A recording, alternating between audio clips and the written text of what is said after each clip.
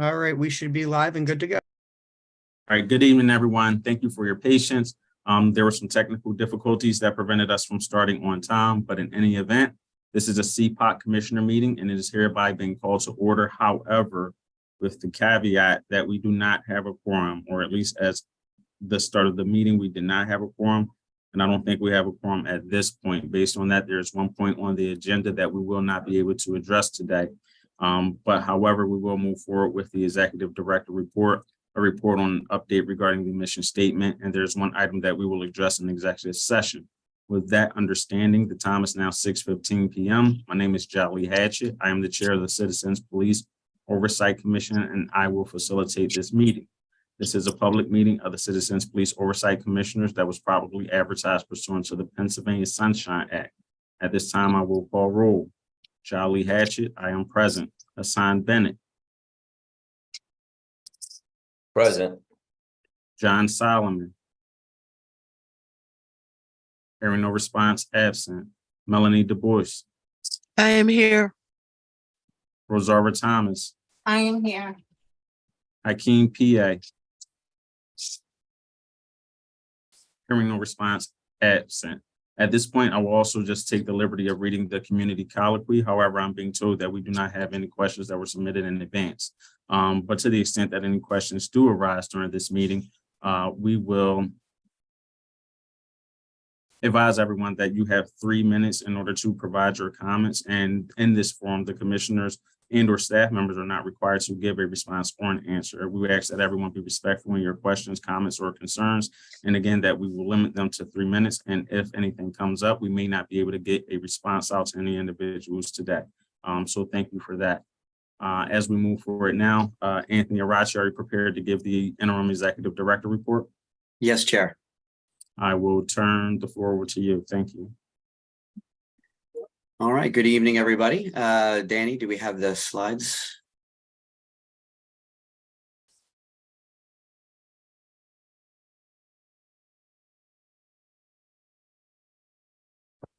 Can you see? Yes, I think we're good to go. Great, thank you. All right. I hope everybody's having a good night tonight. This is the executive director's report for the month of July. We can dive right in with the next slide and get rolling. All right, this is our complaint data for the year. So to date, we've got 88 complaints that have been referred to internal affairs by us this year, 13 of which were referred in the month of June. The complaint data is a breakdown of complaints referred to IAD in the calendar year 2023. And this, of course, will be posted online for anyone that wants to visit it and peruse the information later. Next. All right, now some of these are broken down into what kinds of complaints that we have seen. What we're seeing now is this is all cumulative for the year. So you're seeing a sort of a breakdown of what we're seeing when we receive complaints. It's departmental violations at around 30%, lack of service at 25 or almost 25, unprofessional conduct at 14 and some change. Those are our primaries. We do have other categories of complaints that we have received, but those are our primaries. Next slide, please. Now, this is a breakdown of where complaints are occurring during the year, or in the city, I mean. And you can see where they're coming from through us. Now, this is not comprehensive in the sense of this is not all complaints going to police. These are the breakdown of geographic location of complaints that are coming through to us. Do the next slide. All right, our auditing and monitoring unit. We are all patiently awaiting the return of our director of that unit, Janine. She's out for a little while. She should be back in September, but the unit is still functioning well, and in the interim being supervised by our director of investigations, Jameson Rogers. So we have a report that's waiting for. There was a collaborative report between PPD and CPOC. This is sort of a part 2 report for our original Police Board of Inquiry report that came out, I think, a year or two ago. We're waiting for final reviews and edits and review by our commissioners, and then hopefully we'll be releasing that soon. We are assigning more PC memo audits, and we are developing a monitoring tool for cases, for internal affairs cases as they move through that system. The auditing and monitoring unit is already actively conducting audits, but and while we retained and did monitor some cases, we were in the process of creating a more formal tool. We are in the final stages of editing for that, and then it'll be ready for evaluation by our commissioners internally. And then we'll, once that occurs and everything is approved, then we'll begin that phase of our auditing and monitoring unit. We're also working on an audit report of 6 months of PC memo auditing data. That is for PC memo is the police commissioner's memo. So for a case, once it's completed, once it's investigated and completed, sort of the front summary is the PC memo, right? So that contains a summary of most aspects of an internal affairs case, and we draw a lot of data from those. Also in the works is the BWC study. And at some point later in the year, there'll be our counterparts will be authoring an article for Police Chief Research Magazine. I'm not really sure what that's going to be, what that's going to look like. It's we're just letting sort of the world know that it's happening. All right. All right. Next slide, please. All right. So audit sampling. This is a This is a new turn for our auditing unit. We were trying to accomplish 100% and were accomplishing 100% auditing of cases coming through internal affairs, but the staffing issues and I mean, as we build out, as we increase capacity, we'll be able to move back into that. But as hopefully everyone knows and understands, we're in the process of a years-long build-out of creating this agency. So it's so what we're doing now is trying to get oversight into the places where it can be most effective while we're sort of building that out. So now we're pulling 100% of cases with serious allegations like sexual assault, constitutional violations, etc.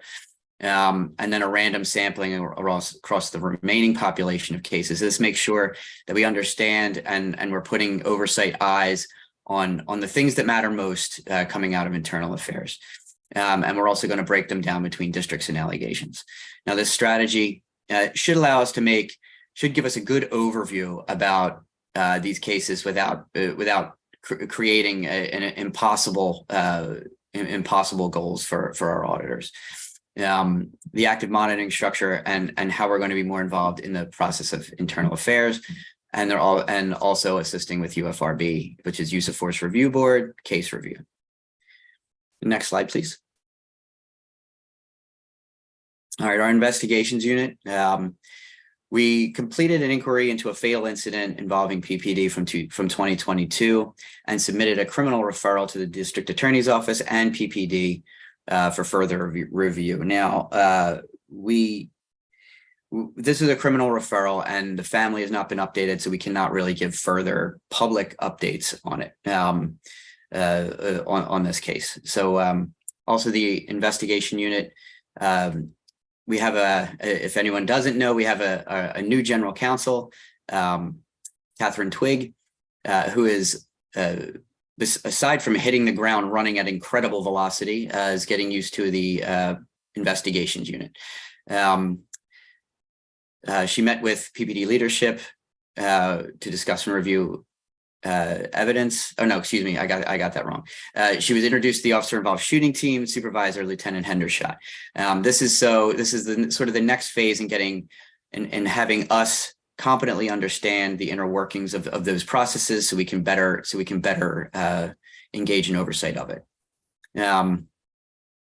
Jameson also is actively engaged in oversight of PPD response to the King Sessing mass shooting, July 2nd and 3rd, 2023. We've met with PPD leadership to discuss and review evidence, including the responding to the wrong location the day prior. This incident is still under investigation by Internal Affairs, and CPOC is going to continue to monitor this investigation and provide updates and perhaps after action and policy recommendations once it's all wrapped up. The next stage for investigations unit, we can go to the next slide, is CPOC oversight of officer-involved shootings. All right, so now an officer-involved shooting, as defined by PPD, is a discharge of a firearm, whether accidental or intentional, by a police officer on or off duty. Now, there were 3 prior shootings in February and March 2023, and since our director of investigation started, there have been 6. Now, the following cases, the unit itself recommended no criminal charges to the district attorney's office, but that does not mean that review is complete. That means the district attorney is evaluating evidence, perhaps doing further investigation, and then we'll be making a determination. The shootings are as follows: March 24th, 1500 block of East Johnson Street; April 17th, 20th and Chew Street. There's a note that the district attorney's office has cleared the officers in that particular case. April 29th, 2023, 400 block of West Bringhurst Street; May 4th, 2023, 2300 block of Fawn Street; May 31st, 2023, 2800 block of Ruth Street; June 8th, 2023, 7600 block of Ridge Avenue. As always,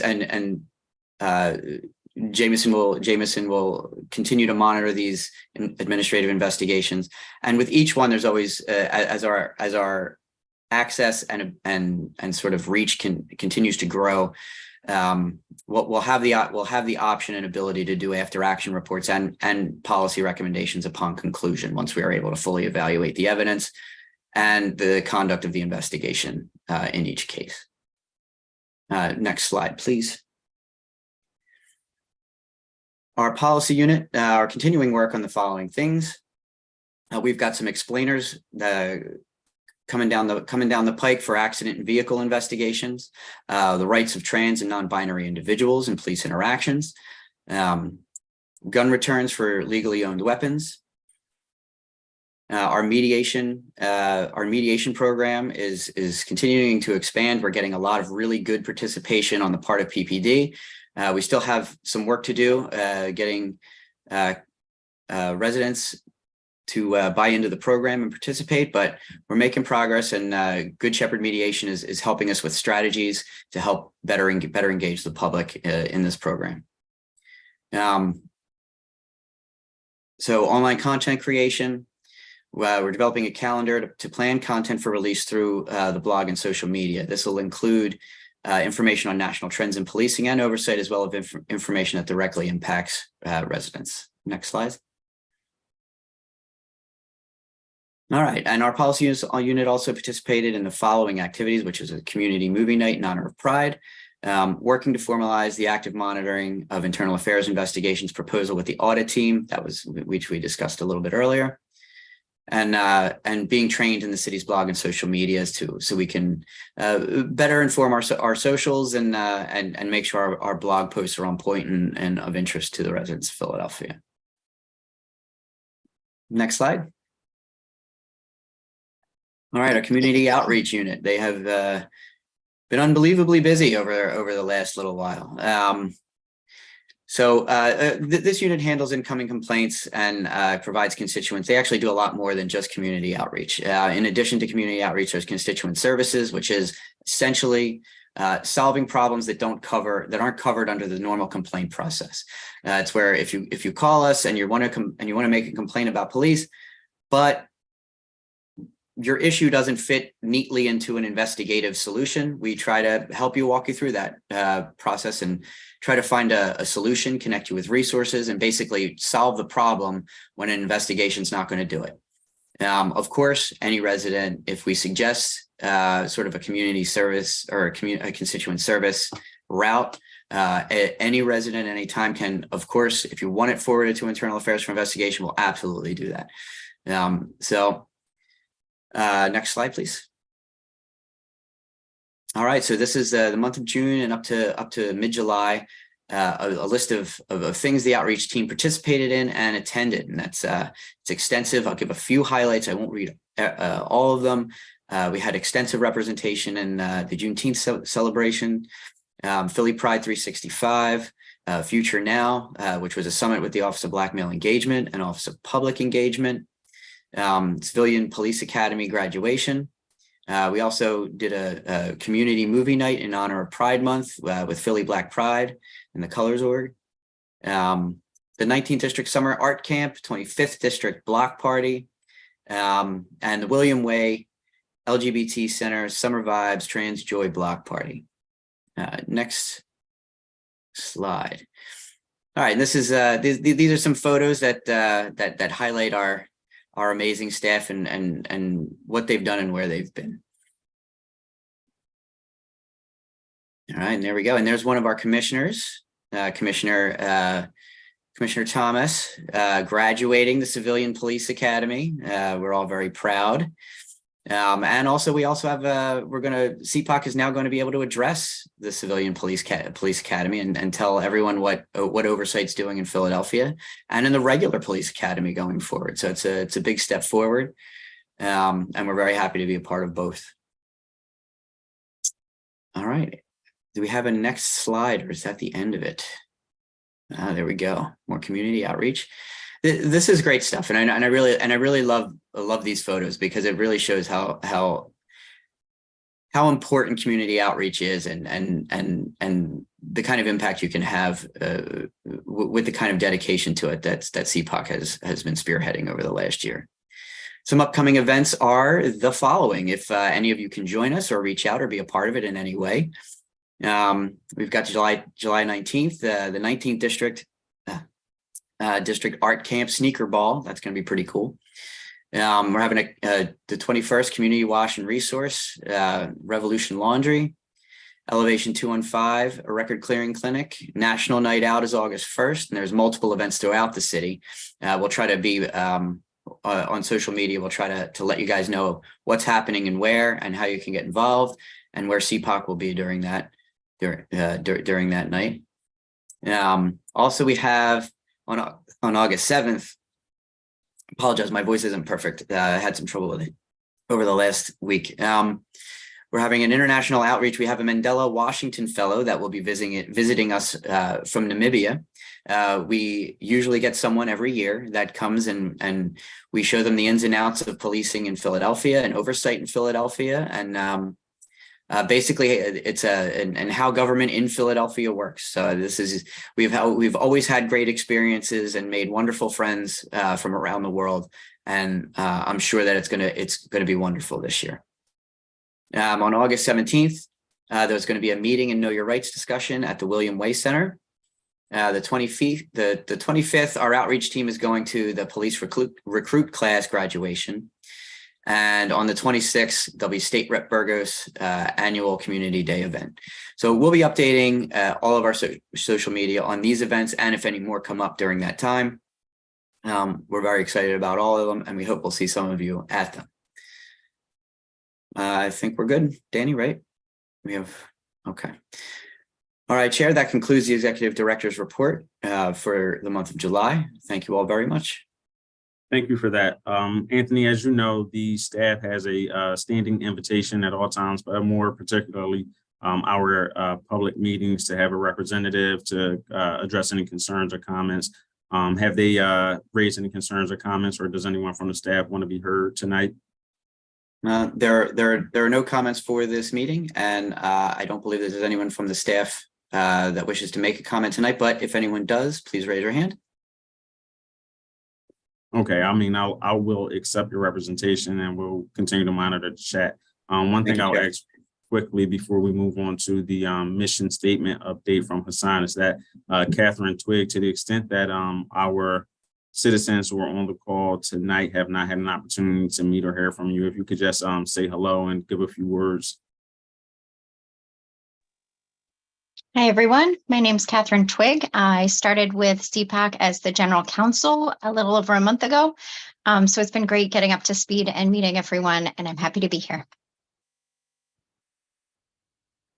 Thank you, Catherine. The next order of business is a brief update regarding the mission statement from Commissioner Hassan Bennett. If you can just provide us with an update. Excuse me, Chair.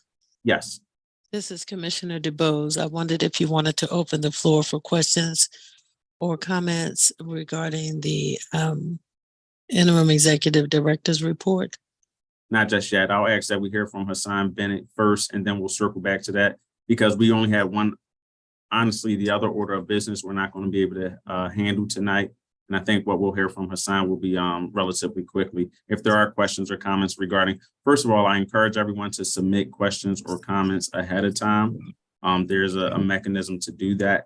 Well, I had a question based on the report, and I don't have a mechanism. I can't operate in that mechanism. So with So it wasn't regarding of the with regard to the public.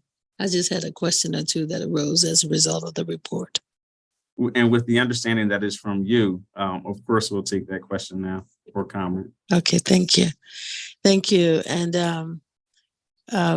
interim executive director, thank you for that report. I just want, as a point of clarity, we have heard the increased number of complaints that have come forth from the community.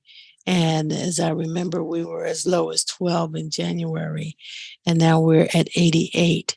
Did I understand you to say that of those, there's only one that has been brought to the point of completion? Oh, no. I'm sorry. I didn't mean to interrupt you, Commissioner DeBose. That was just question number one. I'm listening. Oh, okay. No, there was well, CPOC doesn't complete investigations. Internal Affairs does. Those are complaints that came through us and were forwarded to Internal Affairs. We are not given notice of when any investigation is completed. That goes through a process for if it's founded and goes through PBI or is unfounded and the officer doesn't get administratively charged. Okay, thank you. That's one question, and I should probably know the answer to this question as well, but I don't. Is it feasible to have an expectation of a timeline for the completion of complaints, or is it just based on however they can do it? Well, in general, they have 90 days to complete an investigation, but it is it is common and customary for that period of time to receive an extension based on whatever investigative circumstances are deemed relevant at the time. If an investigator in Internal Affairs wishes to have more time or have the investigation continue beyond 90 days, they do have to request that in writing for their supervisors, so everyone's aware what's going on and why. I appreciate that. I believed that I knew that because most affairs like this, especially as an educator, have a 90-day shelf life, if you will, so that some action has to be taken, whether it's a continuance or a notification of the need, as you just articulated. So thank you. Those were my questions, and thank you again for the report. You're very welcome, Commissioner DeBose. Thank you. We'll move on to hearing from Commissioner Bennett regarding any updates with the mission statement that we previously submitted and proposed.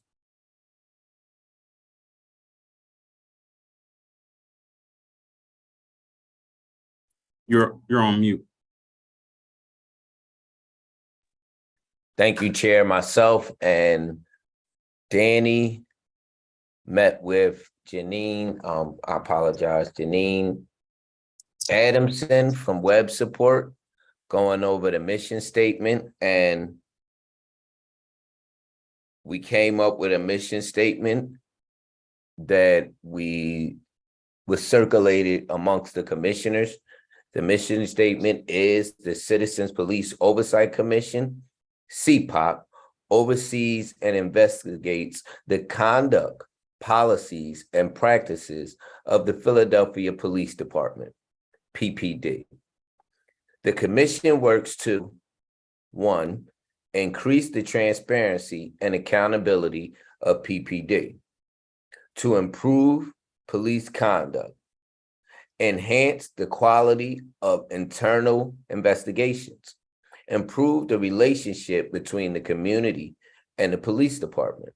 We provide recommendations on how to improve the police department with the mayor, city managing director, and the police commissioner. CPOC is a member of the National Association for Civilian Oversight of Law Enforcement, NACO. And then it provides a link, if I'm correct, Danny. And it provides a link to the NACO. Yep, that's correct. Thank you, Commissioner Bennett. Was there anything else? I believe that was submitted, but it was tossed back at us from the powers that be at IT or the website managers. There was When- no. I'm sorry, go ahead. The website manager agreed with this one. Okay, so that's what we can expect to be posted. Yes. Okay, thank you so much for that update. At this point, everyone, I'll open it up very briefly for any questions or comments concerning the executive director's report, because we do have something we need to address in the executive session. Any questions or comments regarding the executive director's report? Excuse me, Chairman Jelly, I just have one. Why are we not seeing the reports? Are we still not allowed to see the reports? So I'm not 100% what reports you're talking about. Well, Maybe let's. I'm sorry, I apologize. Go ahead. I was just saying I'm not 100% sure what reports you're referring to or talking about. Well, I'm referring to the reports that are being sent to Internal Affairs. So I All right, was hoping that we can be able to also look at these reports before they are turned into Internal Affairs.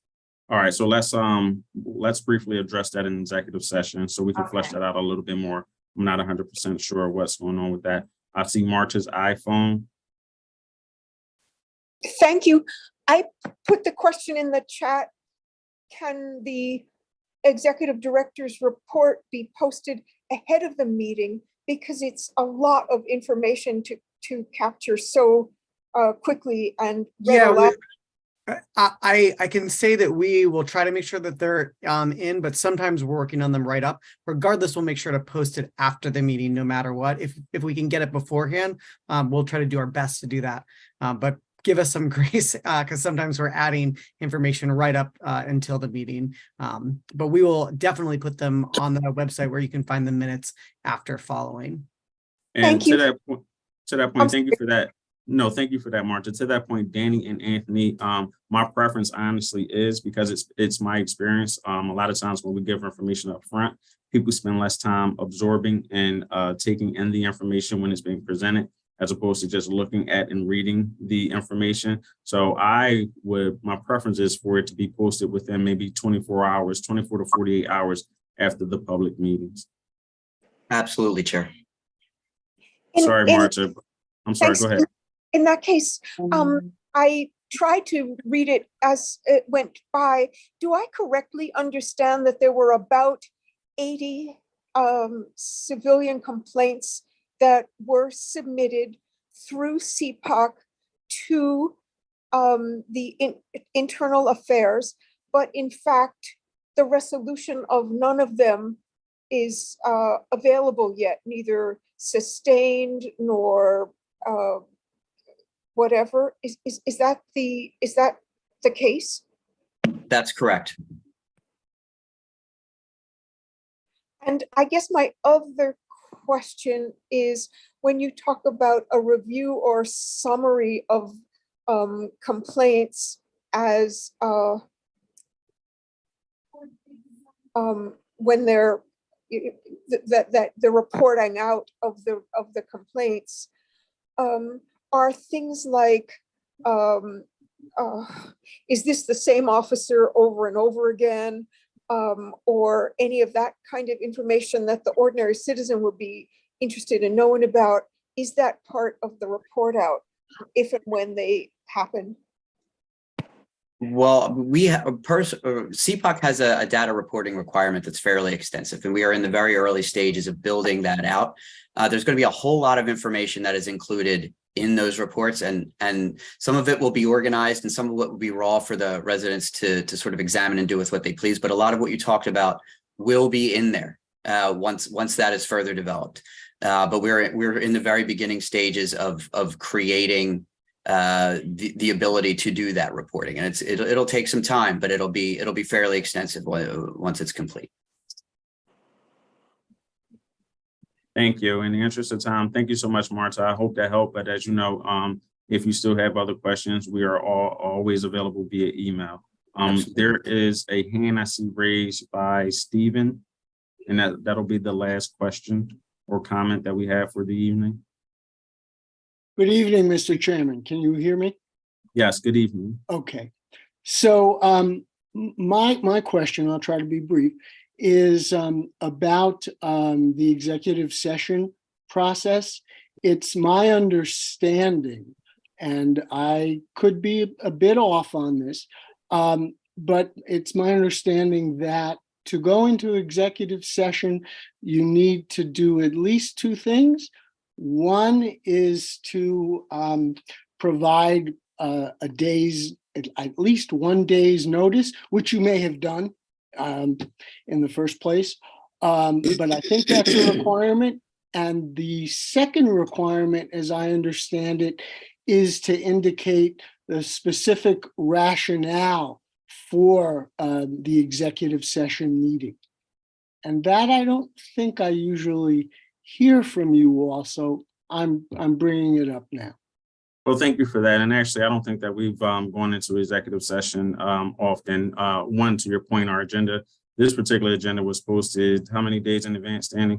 Several days in advance. It was posted bullet point number 4 under section 2, discussion and announcements, report on Las Vegas presentation, and in parentheses, executive session. So we did comply with that. The reason for us going into executive session is based on the nature of the information that is being discussed. It's sensitive, privileged, and confidential. That's not right for public consumption. This is also not a matter that is going to be voted on. It's just a matter of information that needs to be shared with the commission. I would just ask you to check the open meeting law on the specifics of the disclosure, because it's not clear to me that what you just explained is specific enough to the law. So you might want to check that. Well, thank you. I 100% appreciate that. And it was intentionally vague based on the nature of the information, but I wholeheartedly appreciate that and understand the laws consistent with the Sunshine Act as well as parliamentary procedure. But thank you so much for raising that. Marnie, I do see your hand, but as I mentioned, we are not going to be able to get to any questions or comments that you have at this point because of the what we need to discuss in executive session. At this time, I will ask that everyone, with the exception of at least preliminarily, I would like the staff to stay on, and all of the community members. Thank you so much for joining us. I apologize that we did not have a quorum. If anyone ever has any questions, comments, or wants to follow up, our emails are posted publicly, and we will definitely make sure that the report is posted online within 48 hours. And as you all know, the meetings are posted on YouTube and available. Thank you. Thank you, everyone. Danny, you let me know once we have just the staff members. Yeah, I'm also gonna end the